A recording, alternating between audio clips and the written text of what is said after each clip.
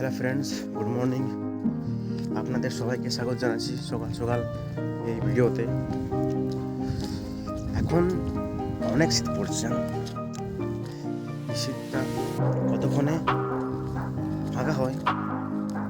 এখন বাজে তোমার 6টা, ঠিক আছে?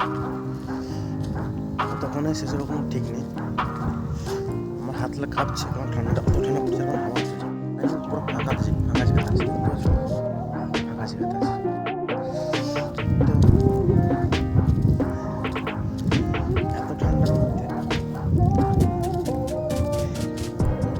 এখন কি করা যায় বুঝতে পারি না। আগুন পাবো কোথায়?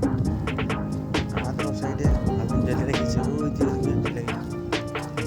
তো যা একটু হাতটা সেক